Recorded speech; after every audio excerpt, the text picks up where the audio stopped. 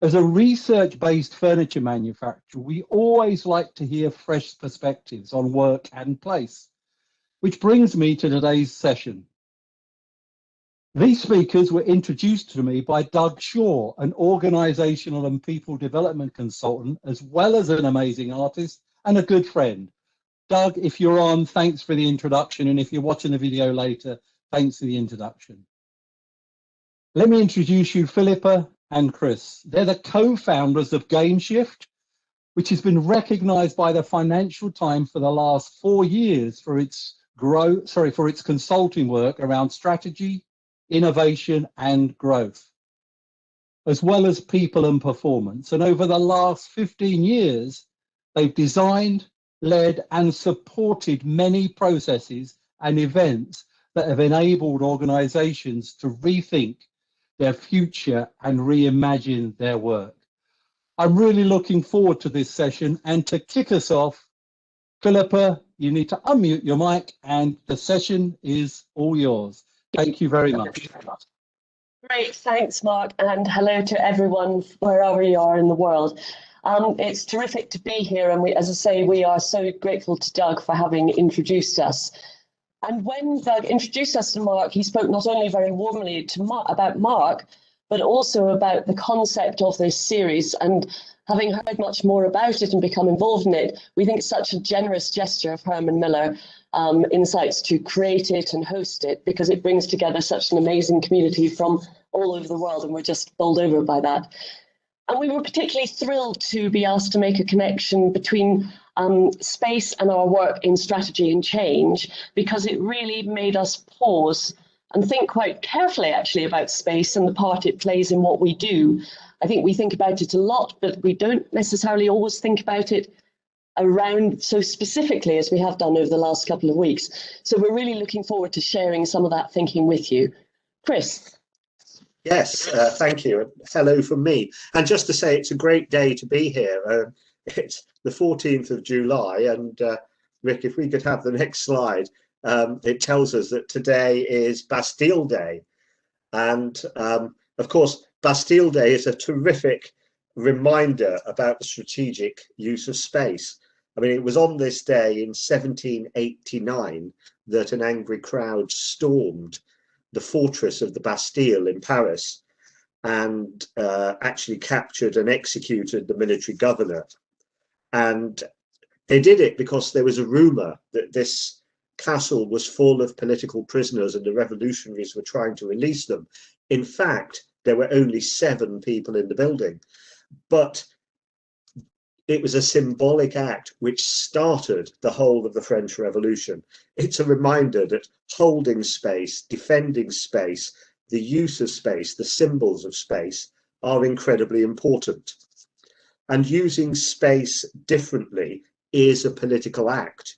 It's also a creative act, creative to its core. And that's our theme today. So what a great day in the calendar to be doing it. Let's just remind ourselves of some of the things we promised to cover in the agenda today. This is taken from the Eventbrite. Now, I'm not going to work right through them right now. I'm just going to say that, you know, we are going to try to cover all these points and more.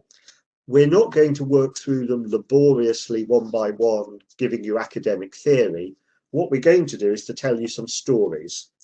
We're going to tell you stories about some client work we've done in different situations where the use of space has been incredibly important in making new things happen.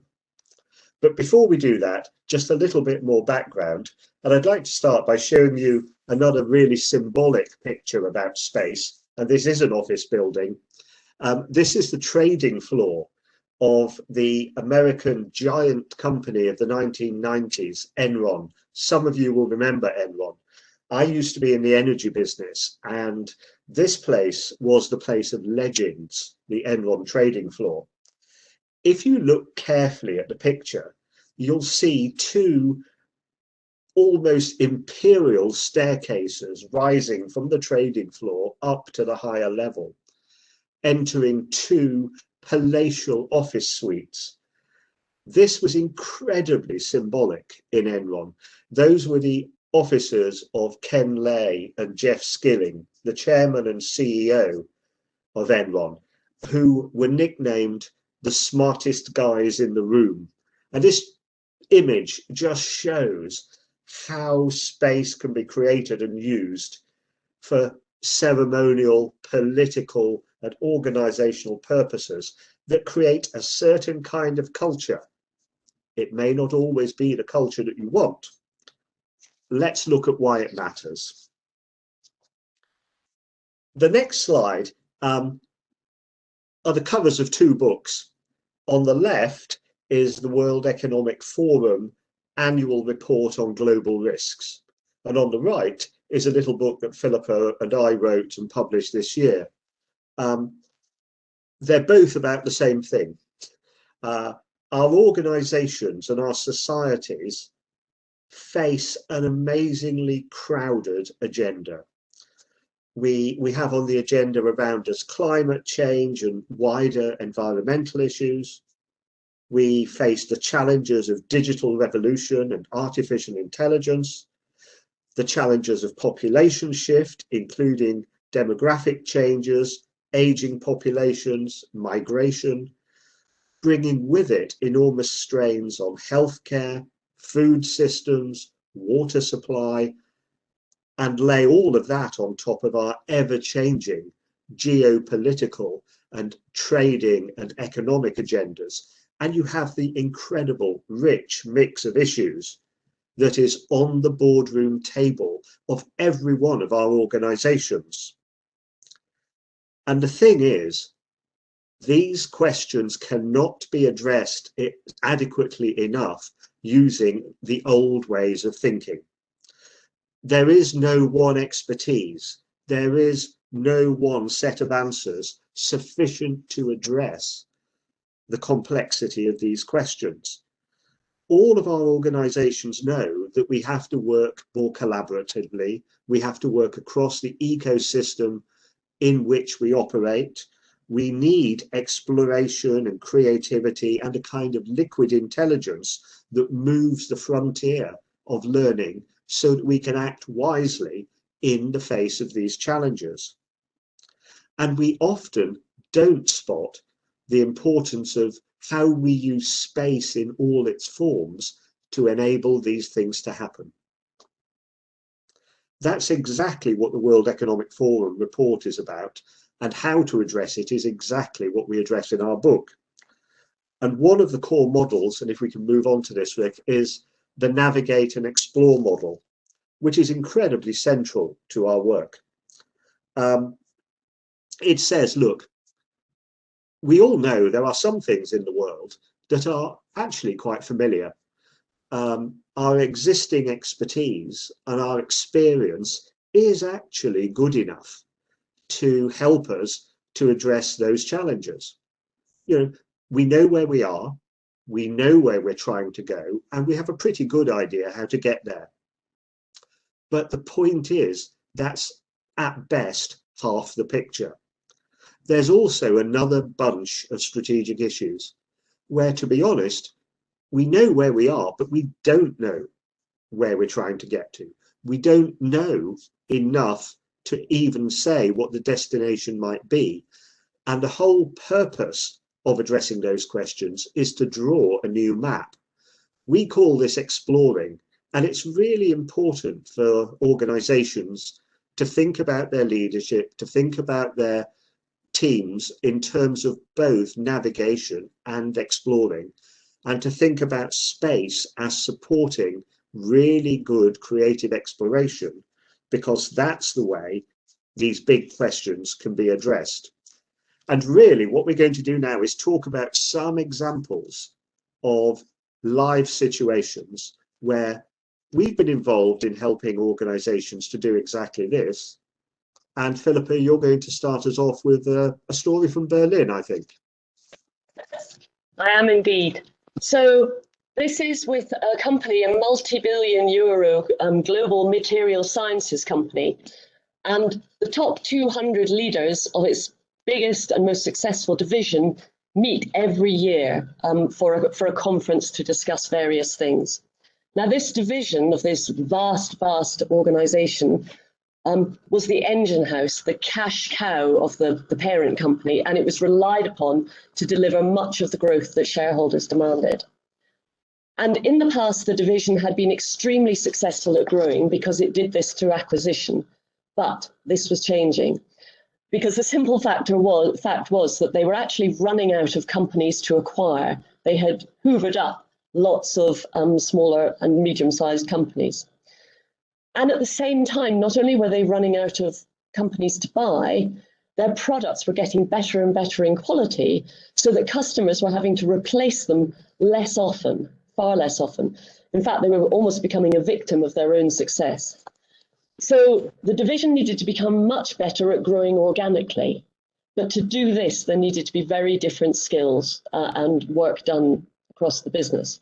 There needed to be more collaboration, more innovation, and brands and technologies needed to work much better together, as well as thinking differently about their customers. So in terms of what Chris was just saying, they needed to be able to explore more.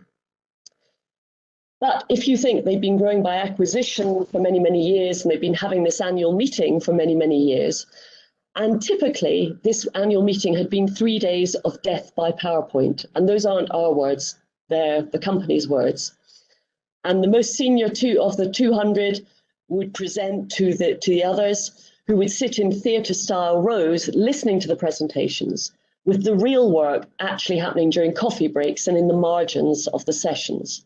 So the big space, the big formal space, basically people were kind of at best waiting till the end of it and perhaps learning something very small, but at worst perhaps even sleeping through.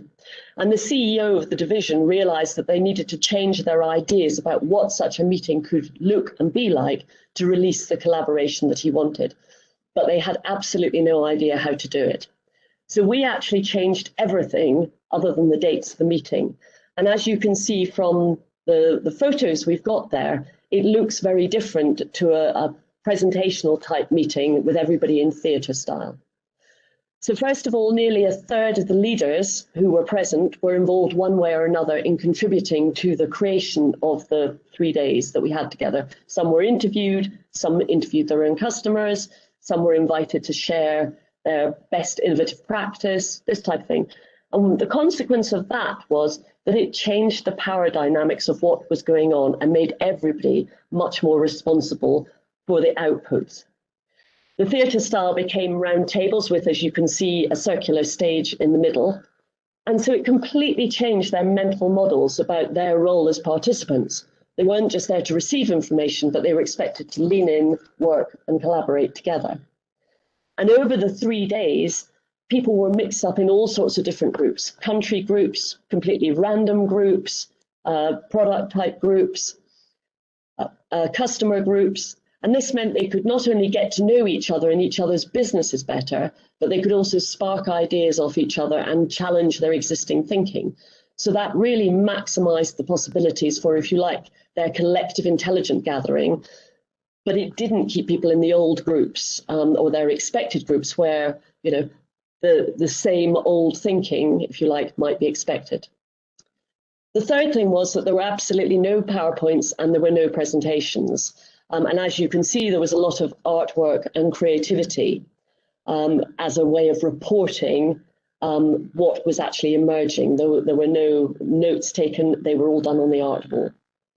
And there was also live feedback of conversations. So there was a roaming camera that broadcast live directly to TV cameras, TV monitors around the room, so that everybody could hear what anybody else was saying when they were actually feeding back to the room. And what that meant was that there was much greater participation because people at the back are often inadvertently excluded in these types of situations.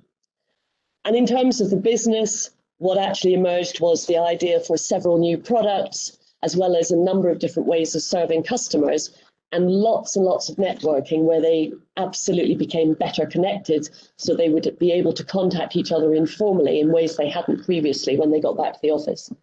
And finally, it also offered a different way of them using their own meetings with their products, with their brand teams, with their in-country organizations. It modeled a different way of working.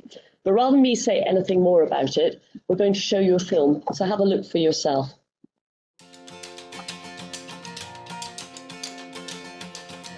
You can't be taught perspective. You have to learn it like a craft. But there are some approaches that help you to see it, and that's what we've been offering. If you can ask really good questions, so, why is it happening like this? These are all really powerful questions. Everything about the format and everything really sets you up to think a little bit differently. We also heard lots of talk about these three circles, tools and models, perspectives, and this idea about being a reflective leader. Circle 3 is you.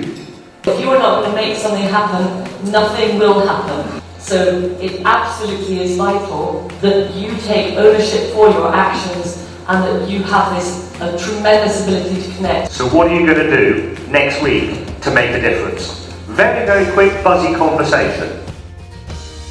But remember, yes, and build on each other's ideas. Go. So that was a large company example. And I think it showed the power of exploring really well and the use of a particular kind of space. What I want to do is talk about something very different. For the last 10 years, Philippa and I have worked with the Danish Health Service, running a leadership process. And the Danish Health Service has exactly the same challenges as the UK Health Service and many other health services around the world. We have aging populations in many countries. In all countries, we have an almost infinite demand for healthcare and limited resources. It is just impossible for countries to spend more and more and more to meet this infinite need. And at the same time, most governments want to provide facilities for really good healthcare. And this puts tremendous pressure on doctors and managers in the health services of all countries, Denmark included. Simply working harder, simply spending more money doesn't solve the problem. So the Danish government asked their health service to come up with more systemic ways of changing the system so that the problem could get approached in different ways. If you like, to move away from just treating illnesses to creating healthier societies. And this meant that leaders have to think in different ways. We played a small role by running this program for about 20 health service leaders every year at this rather wonderful venue called Vejlefjord. Now, normally when you become a doctor through a very rigid, formal, academic university process, very much a push, expert, get the right answer kind of education. What we were asked to do is to create a kind of leadership process which goes beyond expertise. What do you do when you genuinely don't know the answer to a question? What do you do when the answer isn't in any textbooks? And what do you do when you need to collaborate with different parts of a very complicated and large system to create new answers together? And that's the work we've been doing on what we call the Alchemist program in Denmark. And our program has focused very little on teaching content, but it's focused a very great deal in creating psychological and creative space for exploring in new ways. And the physical venue of Vejlefjord has been enormously helpful in making this happen.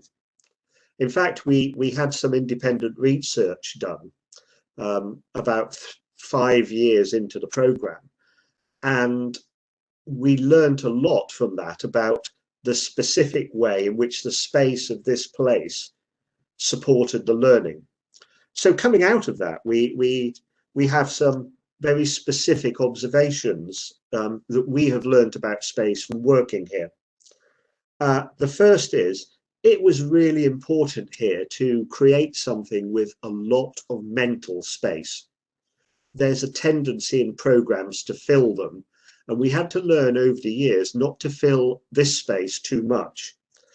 We had to leave lots of room for people to be curious and lots of space for people to work together in ways that they wouldn't normally work. These are doctors and surgeons making collages about changing a particular part of the health service. You can see that in the picture on the top left. We created lots of space for colleagues to talk together, including in Danish, because Philippa and I work in English, but it was really important that we didn't force all of the work to be done in English. So we created Danish language space where our Danish facilitators made sure that people could explore in their own language. We also created a lot of space for finding out things in new ways by using art, by using movement, and in particular by using the outdoors. As you can see from the pictures, Vejlefjord is in a large garden, it's on the banks of the fjord, and over time, using the outside space has become more and more important in this program. It allows for an expansion of people's mental horizons, and we spend a lot of time going on walks and conversations one-on-one out in the countryside, and in that space completely new connections and new ideas develop. We also learned here that there are limitations on virtual space. When we moved to put this program online because of the COVID crisis, there were some things that we just couldn't do in the same way. But we've been very fortunate to work with Danish colleagues, and we've created a kind of hybrid program so that we can use the outside space for people who physically can be in Denmark, and we've used virtual space like this for people who, for reasons of quarantine, can't travel. And by doing that, we've created a hybrid that does work. It's been a real lesson on expanding the use of space. But Philippa, perhaps you'd like to talk about something that was entirely virtual. Yes, and next slide, please, Rick. So this was something that moved from, it was intended to be completely physical, and because of COVID, it became completely virtual. And it's a piece of work we've done over the last few months with an international manufacturing and services company. And there's a corporate transformation underway in this organization where they want to become net zero carbon and much more digitally focused, as well as having a big change of culture to become much more trusting and empowering of their staff. And obviously COVID has made everything, has accelerated everything. So to do this, the business needed HR, human resources, to step up and play a much bigger role than it had to date. So normally and typically, HR in this organization was really good at being operational and technical, but actually what it needed to become was much more of a strategic partner and as influential in the business as the finance director in each country.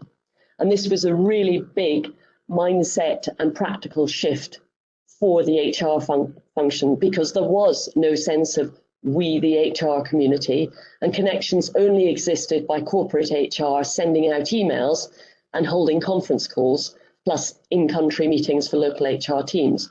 So originally, the global HR director wanted to get the most senior people from the HR community, the top 150, to meet physically together. COVID stopped that, and it actually changed for the top 150 to meet virtually because she felt it couldn't wait until COVID was over for these people to do this important work to be able to support the transformation. So the global top 150 met virtually over 4 part days. They attended over from multiple time zones, and they attended for 4 hours a day so that both the Americas and Asia could join as well. And the working space was not limited to the HR meeting. In fact, more of the work was done outside the 4 days than during it. And if you look at the top left-hand diagram, it actually shows the different strands of work that were integral to the outcome, both before and after the virtual meeting. And actually, as you can see, the hub, which is the bottom line of that, was only one part of that work.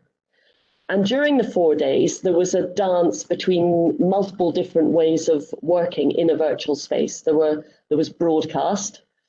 There were some buzz groups where people went off into small breakout rooms.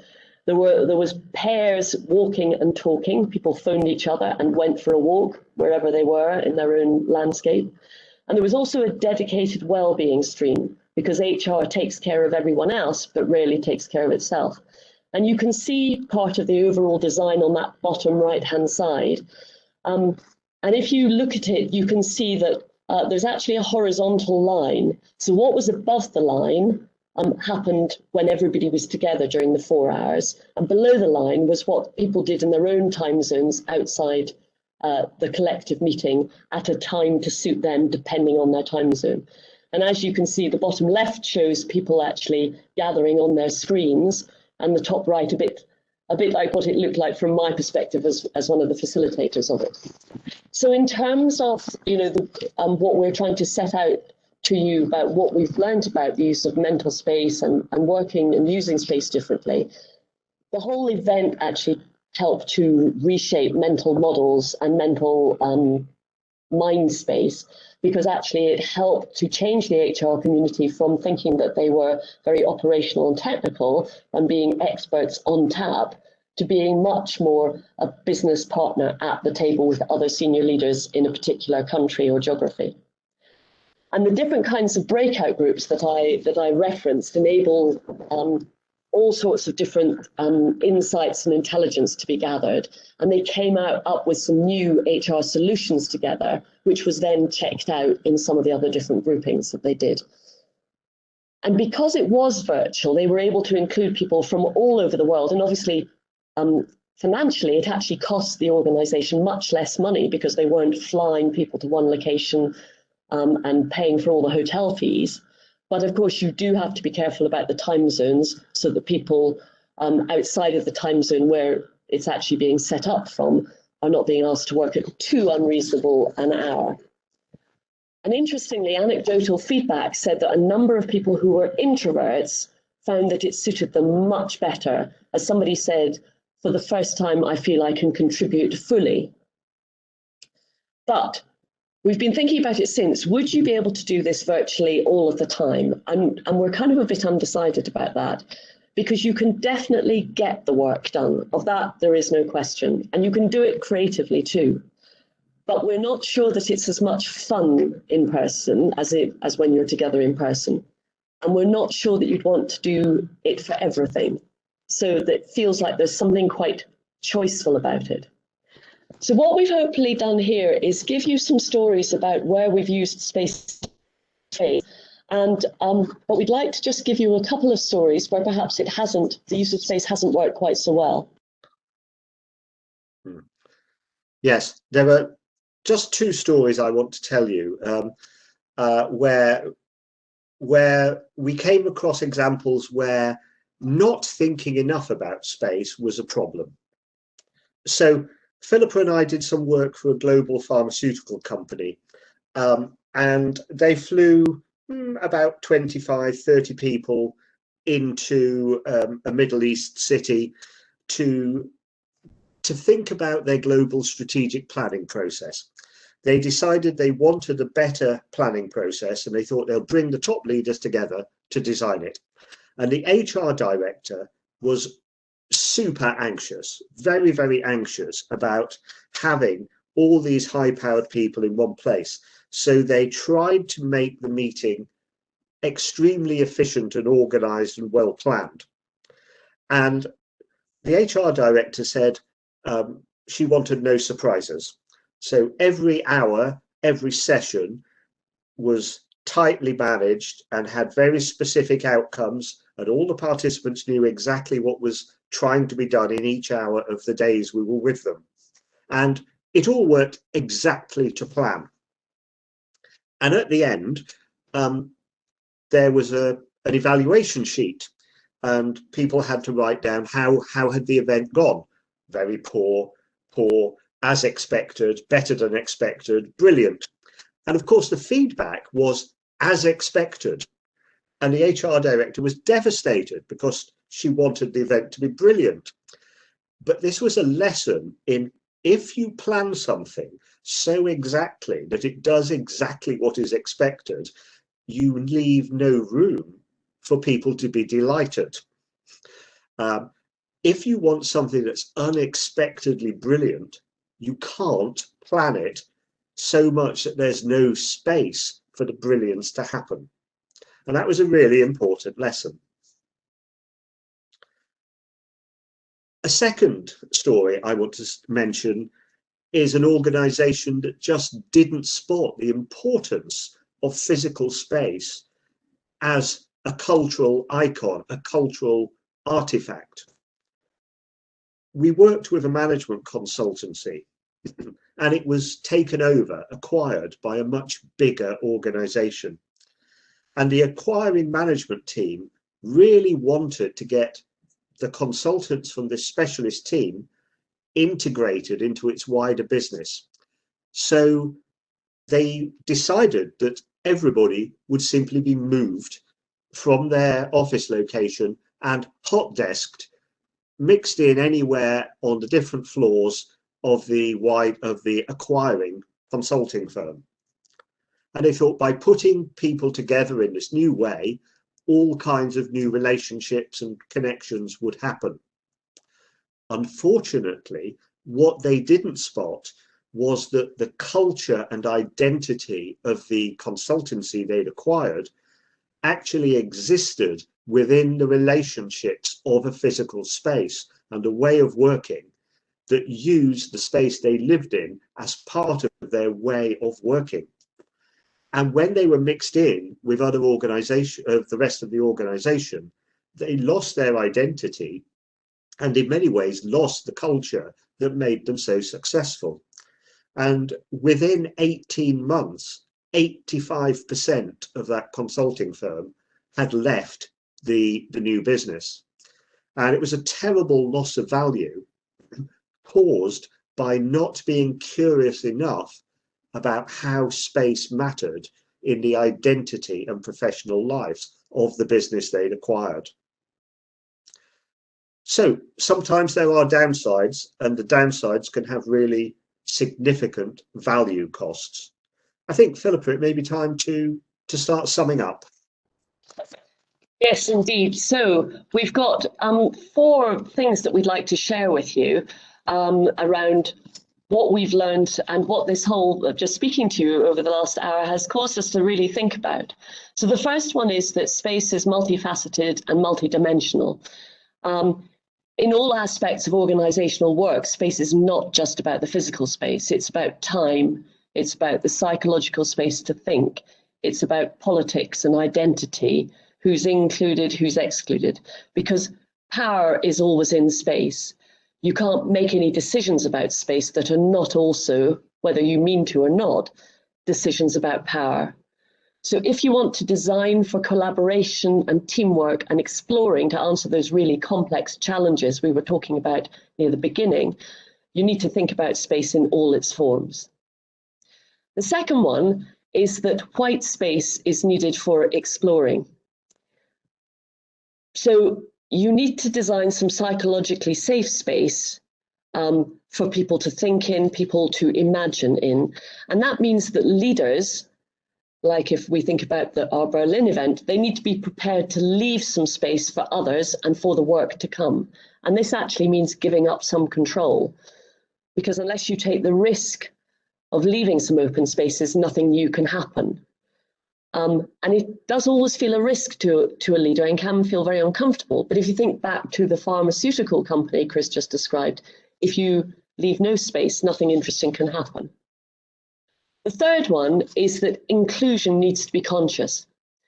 So everybody almost everybody imagine on this call has on their agenda the need to think about diversity and inclusion and participation and fairness wherever and however you work. And we've found that this actually also means it's a question of space and how you use space. And paradoxically, or sorry, particularly I should say, in the virtual space where power you might think is flattened, but it's also amplified. And that's a bit of a paradox really, because when you're on Teams or Zoom, you can include people from all over the world, but you can also exclude them. They can be invited and be present and actually excluded at the same time. Look who speaks on your Teams calls. Look who's having private sidebar conversations in the chat or by text. And the final point is that nobody is an expert on getting this right. We're all exploring here in terms of how we use these different types of space and learning as we go. And for us, it's really important to keep reflecting on how you and your colleagues are using space, what's working, what's not, who's included, who's excluded, what are we enabling, and what perhaps might we inadvertently be stifling? Because ultimately the future of our organizations and the ability of these organizations and society to address these biggest challenges rests on how we use creative space in all its ways. Because to be honest, we're all on a knife edge here about what we need to do. And I suppose that brings us back to where we started, with today being the 14th of July and Bastille Day. And I think the final message Philip and I would both like to leave you with is this is something that we're all still learning on. It's worth paying a great deal of attention to how we use space, because if we get it right, really amazing creative things can happen. And above all, it's not something where you need to lose your head. And if you get it right, you use space creatively, just as Enron aspired to but didn't quite manage. You can end up as the smartest folks in the room. And I think at that point, Mark, we might hand it back to the smartest man in the room. Mark. Yeah, I've not been smart enough to be able to get the chat box to work properly. We've had a technical issue, but thank you very much for that. We do have some questions, and if you have any more questions in the Q&A, please feel free to send them there, please. But fascinating. I have some questions for you, but I wanted to ask you, Ian and Richard. That's great. Thank you. So there was a question about, and I've seen this question asked before, when you look at collaborative events and decisions are made, how do you deal with who gets credited? I think for me, the who gets credited is, it's really important to be clear about the invitation you're giving to people. So you're inviting people to come and explore and be collaborative and creative within these parts. So if I think back to Berlin, the CEO was quite clear, we have to grow. So whatever we're coming up with, it has to contribute to our revenues and to the growth of our profits. And we have certain targets we must meet. And so he set, if you like, boundaries of where the exploring and the collaboration could happen. But within that, it was really open for people to do. And so I guess that's one of the things that I would say you need to be really focused on. Yeah, but I just want to pick up on that and say there is something really important here about you've got 200 people in the room. They might be fighting for promotion. They might be fighting to keep their jobs. They might be wanting to defend their profile, and here you are developing things together that could result in a patent that could be important. I have in mind there was an American president who had on his desk, making change happen is easy so long as you don't care who gets the credit. And there is an element about that. I think you have to pay huge amounts of attention to building the trust sufficient that people are willing to share the credit or know that where an idea has been developed, it will not be stolen. If you don't have that level of trust, it will always undermine the ability to get the collaboration. So I think whoever asked that question is absolutely spot on, and there isn't a silver bullet answer. There's only the hard work answer of building enough trust to support the collaboration you're trying to do. And there's probably a longer technical answer about the design of events, but this probably isn't the place to give it. Thank you. That's absolutely brilliant. Thank you so much. I think the next question you've already answered, but if we can get a summary, it would be really much appreciated. This is from Melissa Fisher, who asks, what do you think is the relationship between culture and space and strategy? Yeah, well, there definitely is one. Yeah. What do I think it is? Do you know, I'm not sure I can sum it up in a word or a phrase. Yeah, but we all know that there's a relationship between identity of an organization and how it feels when you walk in, and how the very layout and the way people move in a space reflects the identity of an organization. And this is where sometimes when acquisitions happen and takeovers happen, you get the worst catastrophes, because you get a new corporate identity being splodged on top of how people work. Yeah.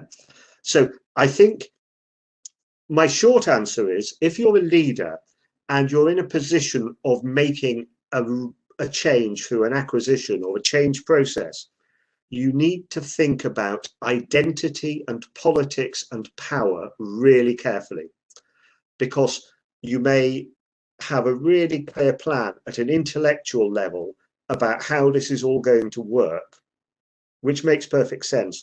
But if you haven't thought about power and politics and how people might feel about changes, you can have a big problem. So if I was to sum it up, I would say, how do I think the relationship between culture, space and strategy works? I would say on many levels, not all of them rational. And if you don't pay attention to the non-rational and often hidden, you're going to lose value. Thank you. I have a question for you, actually. And I think, Philippa, you talked about the challenge of doing it virtually, not necessarily being fun. But I would love to know whether you think there is a difference when it comes to spaces and collaboration for extroverts and introverts, and whether fun for one person is hell for another. And I think that's absolutely true. And I think whether you're designing something for the physical space or the virtual space, I think you have to be really mindful about, doing some of those things that you saw in the film.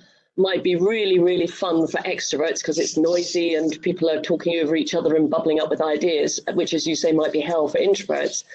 But what we also did was have quite a lot of conversations when people were just talking in pairs together, with the idea being that, so when they had table conversations, it started off with talking with your next door neighbour at the table, and then they would share what came out of that for some of the time. And that was specifically actually to deal with introverts, in terms of giving them some space that felt a bit better and more protected for them. And, anecdotal feedback says that it works. And simply the act of being in a room with 200 people can be really tiring for introverts as well. So I think you need to build that into the design around giving some time space at the end of the day for introverts to regroup and get back some energy.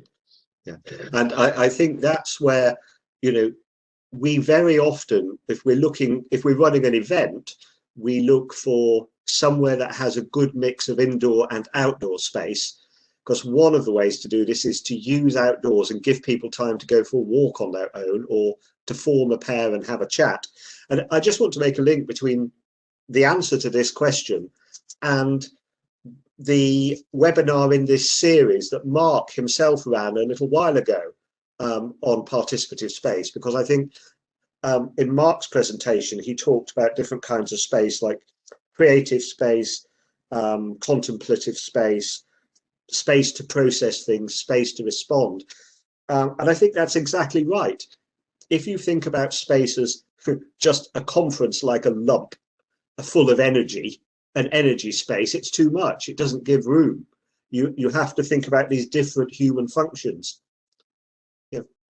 I'm quite strongly introverted. I do need quite a lot of contemplative space. Otherwise, I just get too tired to work. Other people are different. Great, thank you. Bertie, last question. Thank you very much. I could hear one here from Samantha. She asks, how do you suggest positioning white space and a schedule with executive leadership? I think you have to be really clear as to what you are trying to help them achieve as their business outcome. If you bring it always back to what is the purpose of this, this is not just a nice to have, and we wouldn't describe it as white space, we wouldn't describe it as contemplative space, and we might describe it as space to allow people to be creative and collaborative and come up with lots of good ideas, but we would always link it back to what is the business objective that the leader is trying to achieve. And one of the things, if we think back to Berlin, the CEO was very nervous about going this different way, but he recognized that they couldn't just keep doing more of the same because they urgently needed to grow differently. So he recognized he had to take a big leap. And as Chris said earlier, it comes back to trust.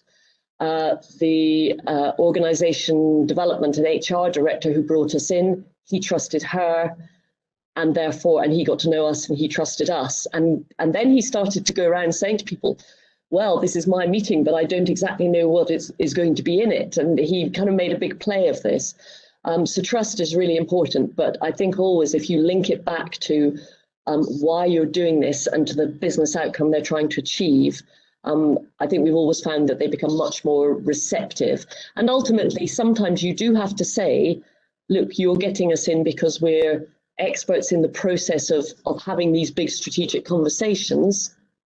You need to trust us around the process. And that's hard. That's a hard ask.